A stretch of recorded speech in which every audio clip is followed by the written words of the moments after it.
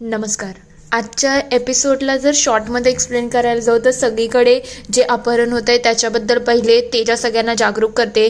त्यानंतर मंजुषा तिची डील करत असते. एक मुलगी जागी होते, ती तिला इंजेक्शन देते आणि सांगते आजचं काम चोख व्हायला पाहिजे. ती जशीच तिथून निघत असते तेवढ्यात तेजा आणि मिठू तिथे पोचतात. त्यानंतर सतीश त्यांना पकडतोय. ते बघता त्या दोघी त्याच्यावरती वार करणार आहेत. मीनवाईल त्या गोडाऊनमध्ये एंट्री घेणार आहे. चला बघूया डिटेलमध्ये आजच्या एपिसोडमध्ये काय काय घडले.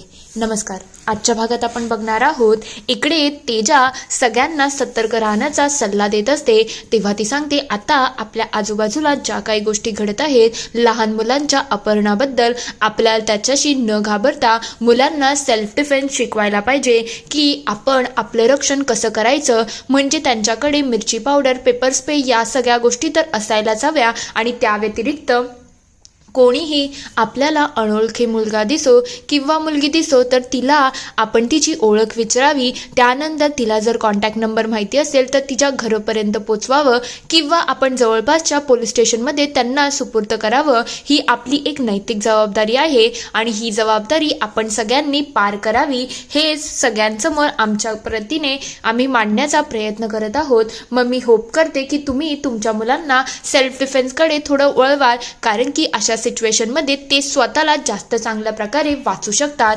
तर दुसरीकडे इकडे मंजुषा कॉलवरती बोलत असते. तेव्हा ती म्हणते हे बघा, आज जसं ठरलं आहे ना तसंच काम होणार आहे. पाखरं तुम्ही जशी सांगितली आहेत तशीच आज एकत्र तर टेम्पोमध्ये जातील, पण नंतर ज्या देशाचं पाखरू त्या देशाच्या पिंजऱ्यामध्ये जाणार आहे. म्हणून कोणतीच चूक होणार नाही. लवकरच तुमचा माल तुमच्यापर्यंत येईल. तेवढ्यात तिथे एका मुलीला जाग येते. ते बघता ती म्हणायला लागते ताई मला वाचो वाचो. हे ऐकल्यानंतर मंजुषा तिच्या जवळ जाते आणि म्हणायला लागते काय रडगाणं लावलं आहे, बस कर. हे सगळं टाइमपास आहे ना, ते माझ्यासमोर करायचं नाही. काय रे, इतके वर्ष झालं या धंद्यामध्ये आहेत, तुम्हाला अजून मुलींना बेशुद्ध सुद्धा करता येत नाही का. ती लगेच एक इंजेक्शन घेते आणि त्या मुलीला मारते. ते मारल्या त्या मुलीला बेशुद्ध होऊन जाते आणि तिथल्या तिथे तिच्या मांडीवरती ती मुलगी पडून जाते. हे सगळं झाल्यानंतर मंजुषा म्हणायला लागते आता कोणत्याही प्रकारची जर एकाने तरी चूक केली ना, यावेळेला मी कोणाला सोडणार नाही आहे. यावेळेला काम चोख व्हायला पाहिजे. गेल्या वेळेसारखी एकही चोख मी खपवून घेणार नाही. आणि मी जसं सांगितलं आहे ना तसंच लवकरात लवकर टेम्पो घेऊन जा. माझ्या ओळखीची एक बाई येणार आहे या मुलींना सांभाळायला, मग तिच्याकडेही लक्ष ठेवा आणि स्वतःच्या कामाला लागा. ती लगेच सगळ्यांना ऑर्डर देऊन तिथून जायला लागलेली असते. तेवढ्यात सतीश तिच्या जवळ येतो आणि त्या दोघांचं डिस्कशन सुरूच असतं. तेवढ्यात तेजा आणि मिठू सुद्धा त्या लोकेशनवरती पोहोचतात. तेव्हा मिठू म्हणते काय ग, ही जागा बरोबर तर आहे ना, म्हणजे काही समजत नाही ग. तेव्हा तेजा म्हणते अगं मोबाईलची लोकेशन तर इथेच दाखवते, माझ्या हिशोबाने तर हेच सगळं असेल. मंजुषा लगेच तिथून निघून जात असते. इकडे मिठू म्हणत असते आपण बरं झालं पहिले पोलिसांना फोन केला. निवेदिता मॅडमने जसं सांगितलं आहे आपण आपली आयडेंटिटी न सांगता त्यांना इथे बोलवलं आहे. होप करू की त्या वेळेवरती आले तरच आपलं प्रॉब्लेम सॉल्व्ह होऊ शकतं, नाही तर खूप टेन्शनचं काम आहे.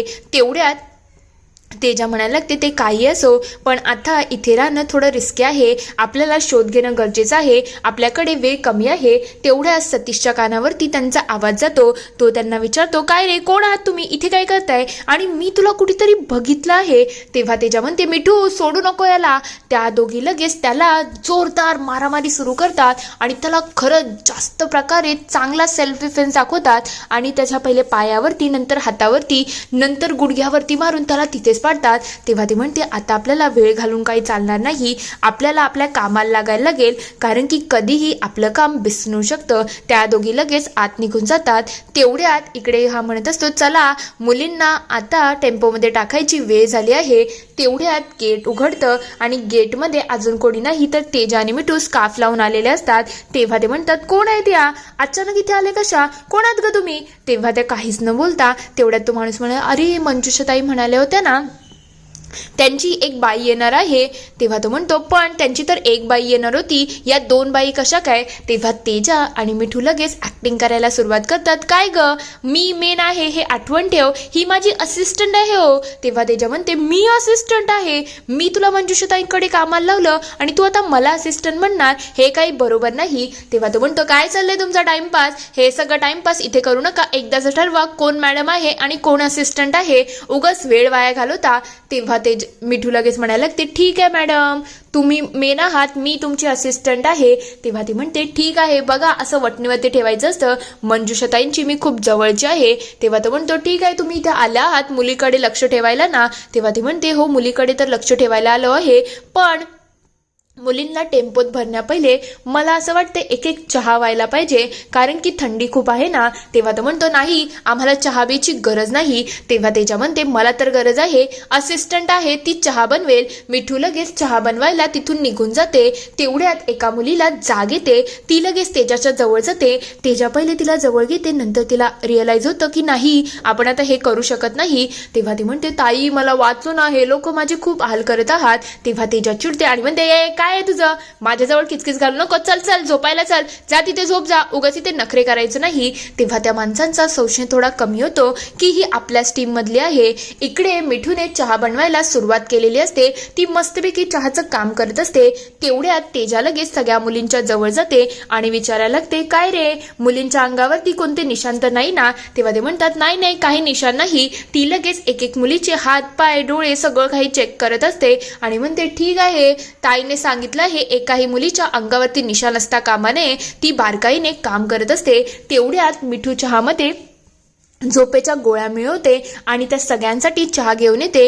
एक माणूस नकार देतो आणि बाकी सगळे गुंड ते चहा प्यायला सुरुवात करतात. तेवढ्यात त्यांना एक एक करून चक्कर यायला सुरुवात होते. ते बघता तो माणूस म्हणायला लागतो हे सगळं तूच केलं आहेस ना, कोण आहेस तू, दाखव मला तुझा चेहरा. तेवढ्यात तेजा मागून येते आणि त्याच्या गळ्याला रस्सी बांधते. तेवढ्यात तिथे पोलिसांची एंट्री झालेली असते. ते बघता तेजा आणि मिठू म्हणतात हे बघा पकडा पकडा यांना पकडा आणि मुलींना ही सुखरूप न्या. तेजा लगेच स्वतःचा फोन शोधते आणि म्हणायला लागते बघ बघ माझा फोन सापडला, आता काही प्रॉब्लेम नाही आहे. तेवढ्यात पोलीस म्हणायला लागतात तुम्ही इथे थांबू नका, तुम्हाला लवकर इथून जायला पाहिजे, नाहीतर तुमच्या सगळ्यामध्ये नाव येऊ शकतं आणि थँक्यू तुम्ही आमची मदत केली. तेव्हा ती म्हणते ठीक आहे, पण याच्यामधल्या 2 मुली आमच्या आश्रमामधल्या आहेत, मग साहेब मी त्या 2 मुलींसाठी येऊ का? तेव्हा ते म्हणतात ठीक आहे काही हरकत नाही. ती लगेच तेजाला बाय बोलायला लागते. तेव्हा तेजा म्हणते स्वतःची काळजी घे, काही असेल तर मला कळव. त्या लगेच त्यांच्या कामाला निघून जातात. थोड्या वेळानंतर इकडे तेजा घरी येते. तिच्या हाताला थोडी दुखापत झालेली असते म्हणून ती तिच्यावरती मलम लावत असते. ते बघता बघता तिथे हर्षित सुद्धा येतो आणि म्हणतो काय झालं तुला, अचानक कुठे लागलं? तेव्हा ते म्हणते काय नाही रे, कामामध्ये होते आणि लक्ष गेलं नाही म्हणून लागलं आहे. तेव्हा तो म्हणतो तेजा तू खोटं बोलायला लागली आहे, मी ते आता प्रेरणाताईंकडे गेलो होतो पण तिथे तू सुद्धा आली नाही आणि मिठू सुद्धा आली नाही. तुमच्या सगळ्यांचं चाललं काय आहे ना, मला खरंच समजत नाही आहे. तू माझ्यापासून काहीतरी लपवते, कारण की पहिलेची तेजा अशी बिलकुल नव्हती आणि आता तू जे वागतेस ना याचा मला काही आयडियाच लागत नाही. तेव्हा ती म्हणते काहीच नाही रे हर्षित, तुझा काहीतरी गैरसमज होत आहे. तेव्हा ती म्हणायला लागतो हे बघ मी तुझा नवरा आहे, मला तुझी काळजी आहे, पण तुझ्या मैत्रिणींनाही मी विचारलं तेव्हा त्यांनाही तुझ्याबद्दल काहीच माहिती नाही. तेजा काही प्रॉब्लेम असेल किंवा काही असेल तर तू मला सांगू शकते. तेव्हा तेजा म्हणते नाही हर्षित असं काहीच नाही आहे. तेव्हा तो म्हणतो ठीक आहे काही हरकत नाही, मी तुझ्यासाठी थोडं खायला घेऊन येतो. तेव्हा तेजा स्वतःहून रडायला लागते आणि म्हणायला लागते मला हर्षित तुला सगळं सांगायची इच्छा आहे, पण मी काय करू, आता मी ज्या सिच्युएशनमध्ये आहे ना त्या सिच्युएशनमध्ये मी तुला काहीच सांगू शकत नाही आहे, नाहीतर मला खरंच तुला सांगायचं खूप मन होता. तेवढ्यात मिठू इकडे तेजाला कॉल करते आणि म्हणायला लागते काय करू तेजा, मला खरंच समजत नाही, त्या 2 मुली अजून सुद्धा माझ्याजवळच आहेत आणि मी आता त्यांना कुठे नेऊ मला समजत नाही, कोणत्याही आश्रममध्ये नेणं मला त्यांना सेफ वाटत नाही. तेव्हा तेजा म्हणते मग आता करायचं काय? तेव्हा मिठू म्हणते मी एक काम करते, आपल्या घरी त्यांना घेऊन येते, त्याच्याशिवाय माझ्याजवळ चांगला कोणता पर्यायच नाही आहे. तेव्हा तेजा म्हणते ठीक आहे काही हरकत नाही, तू मुलींना घरीच घेऊन ये, हेच सगळ्यात बेस्ट ऑप्शन असेल. तेव्हा मिठू म्हणते आपण आपल्या मिशनमध्ये एपिसोडमधला पहिला टप्पा पार केला, आपण जिंकलो ग, तेव्हा तेजा ही थोडी खोच झालेली असते. दुसरीकडे मंजुषा इकडे तिच्या माणसांना कॉल करत असते, तेव्हा ती म्हणते एकही जण फोन का उचलत नाही. तेवढ्यात तिथे संजीवनी सुद्धा आलेली असते. तेव्हा ती म्हणते अहो मॅडम, ते थोडे घाईमध्ये असाल ना, म्हणून त्यांनी काही फोन उचलला नसेल. तेव्हा ती म्हणते हो का, एवढ्या वर्षापासून काम करतात आणि कसली घाई, त्यांना तर सवय आहे या सगळ्याची, मग घाई कशामध्ये. तेवढ्यात तिला त्या डीलरचा कॉल येतो. तेव्हा तो म्हणतो काय चाललंय तुमचं, तुमच्याकडून काम होत नाही आहे ना, आणि धंदा करायचा नसेल ना तर आम्हाला तोंडावरती सांगा. तेव्हा ती म्हणते धंदा करायचा नसेल म्हणजे तुम्ही काय बोलताय, मला नाही कळत. तेव्हा ती म्हणते एवढ्या वर्षापासून आपण धंदा करतोय, पण आता तुमचं जे चाललं आहे ना ते मला बिलकुल पटत नाही आहे. आपल्यामधली जी काही डील आहे ना ती सगळी कॅन्सल आहे. तुम्हाला माहिती आहे ना या सगळ्या गोष्टी किती रिस्की असतात, तरी सुद्धा तुम्ही आमच्याबरोबर गेम खेळताय का. तेव्हा ती म्हणते नाही हो, आम्ही का बरं तुमच्या बरोबर गेम खेळू, तुम्ही काय बोलताय मला नाही अंदाज लागेल. तेव्हा ते म्हणतात हे बघा, तुम्हाला तर खरंच बेडगावून पेडगावला जायची सवय झाली वाटतं. तुमच्या लोकांचा टेम्पो आणि बाकी सगळ्या लोकांनाही पोलिसांनी पकडलं आहे, याची तुम्हाला साधी इन्फॉर्मेशन सुद्धा नाही आहे का. आपल्यामधलं जे काही डील होतं ना ते पूर्णपणे कॅन्सल झालं आहे. जर तुम्ही आमच्याबरोबर डबल गेम खेळण्याचा प्रयत्न करत असाल ना तर गाठ आमच्याशी आहे हे आठवण ठेवा. तेव्हा मंजुषा म्हणते नाही हो, मी स्वतः तिथे गेली होती आणि मी स्वतः त्यांना टेम्पो भरायला सांगितलं होता, असं होणं शक्यच नाही आहे. तेव्हा तो म्हणतो तुम्हाला तर काहीच माहिती नाही, जरा इन्फॉर्मेशन काढा, तुमच्या माणसांना पोलिसांनी अटक केली आहे, म्हणून यानंतर आपल्या दोघांमध्ये कोणताच आणि कसलाच व्यवहार होणार नाही. हे ऐकल्यानंतर मंजुषा अक्षरशः खवळून गेलेली असते. तर दुसरीकडे तेजा आणि मिठूने दोन्ही मुलींना झोपवलेलं असतं. तेव्हा तेजा म्हणते किती घाबरलेले आहेत या दोघींनी, नीट जेवलं सुद्धा नाही. मला तर खरंच समजत नाही या पोरींचं काय करा, म्हणजे त्यांच्यावरती काय काय बितलं असेल ना याची आपण आयडिया लावू शकत नाही. तेव्हा मिठू म्हणते हो, आणि यांना आश्रमामध्ये ठेवणं मला खूप भीती वाटत आहे, कारण की आश्रमामधून कधी त्या गायब होतील ना याचा काही आयडियाही लागत नाही. तूच सांग ना आता आपण काय करायचं, म्हणजे पोरींच्या बाबतीत काहीतरी तर डिसिजन घ्यायला लागेल ना. तेवढ्यात एका मुलीला जाग येते. तेव्हा ती म्हणते मिठूताई, मला मंजुषाताईकडे जायचं आहे, मला तिला सगळं सांगायचं आहे, त्या माणसांनी आमचा किती छळ केला. हे ऐकल्यानंतर तेजा म्हणायला लागते बाळा तू झोप आता, नको ना एवढी काळजी करू. मिठूला हे सगळं बोलणं आणि वागणं थोडं खटकलेलं असतं. तेव्हा तेजा म्हणते बाळा आपण जाऊया त्यांच्याकडे, आता एक काम कर, तू थोडा वेळ झोपून घे, नंतर आपण त्यांच्याकडे जाऊ, जर खायला आलं की मी तुला उठून घेते. ती मुलगी लगेच झोपून जाते. तेवढ्यात तेजा मिठूच्या जवळ येते आणि विचारते काय झालं तुला, तू अशी अचानक तिथून का निघून आली. तेव्हा ती म्हणते या मुलींना समजत सुद्धा नाही आहे किती कोवळं मन आहे यांचं. यांना वाटते की मंजुषा यांच्यासाठी रक्षक आहे, तिने मायेचा यांच्या डोळ्यावरती पडदा टाकला आहे. तेव्हा तेजा म्हणते हो, ती किती नालायक आहे ना याचा या मुलींना आयडिया सुद्धा नाही आहे, म्हणून तर त्या तिची एवढी काळजी करतात, तिच्याबद्दल एवढं बोलतात, पण तीच यांचा व्यवहार करायला निघाली आहे, तिनेच यांचा सौदा केला आहे, ही किती मोठी गोष्ट आहे ना. तेव्हा मिठू म्हणायला लागते यावेळेला आपल्याला थांबून चालणार नाही, आपल्याला त्या मंजुषाची वाट लावायची आहे म्हणजे आहे. तेव्हा तेजा म्हणते याच्यामुळे तर आपण तिला कठीणात कठीण शिक्षा मिळत नाही ना, तोपर्यंत बिलकुल शांत बसायचं नाही, आपण काही ना काही नक्की करायचं. तेव्हा मिठू म्हणायला लागते मला असं वाटते मुलींना इथे ठेवणं सेफ नाही आहे, मी एक काम करते, मुलींना आईबाबांकडे साताऱ्याला पाठवून देते, म्हणजे कसं तिथे मुली सेफ सुद्धा असतील आणि मंजुषाच्या नजरेवरती सुद्धा येणार नाही. तेव्हा ती म्हणते हाच ऑप्शन चांगला आहे, लवकरच आपण या कामाला सुद्धा लागू. इथे एपिसोड संपतो. पुढील भागात आपण बघणार आहोत मंजुषा प्रेरणाच्या कॅफेमध्ये आलेली असते.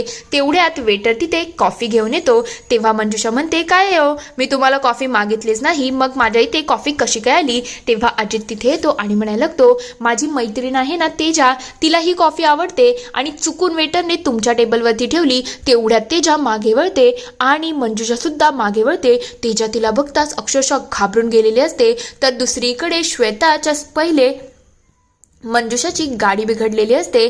तेव्हा तिला मदत करायला श्वेता बाहेर येते.